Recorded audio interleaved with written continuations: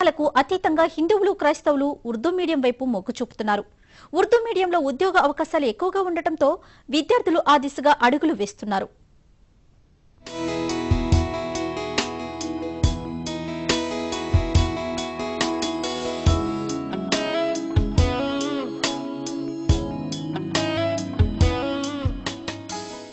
రంగారెడ్డి జిల్లా ఇబ్రహీంపట్నంలో ఓ ఉర్దూ మీడియం పాఠశాల ఉంది.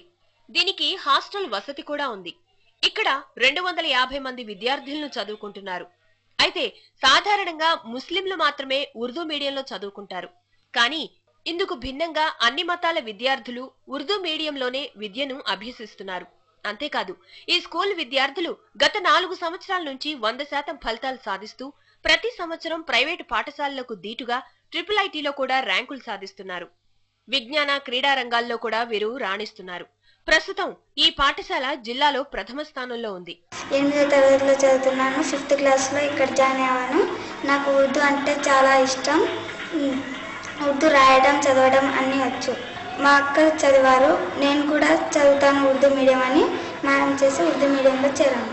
మతాలకు అతీతంగా రంజాన్, క్రిస్మస్, దసరా వేడుకలు ఇక్కడ ఘనంగా జరుపుకుంటామని విద్యార్థులు చెప్తున్నారు. స్కూల్ యాజమాన్యం తమకు అన్ని సౌకర్యాలు కల్పిస్తోందని, ఇక్కడ ఎలాంటి మత ఘర్షణలు లేవని విద్యార్థులు ఆనందంగా చెప్తున్నారు.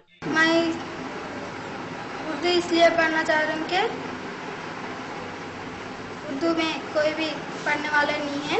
तेलुगु मुस्लिम्स रहते हैं, उन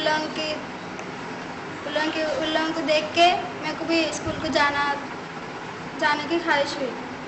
जो मेरे गांव में जो मालूमात नहीं हुए हैं, यहाँ पे आके सीखी हूँ. पूरे बात भी सीधा करना नहीं आ रहा था, यहाँ पे आके बहुत अच्छा सीखी उर्दू. వీరిలాగే ప్రతి ఒక్కరూ మతాలకు అతీతంగా ఆలోచించి భావి తరాలకు ఆదర్శంగా నిలవాలని ఆశిద్దాం.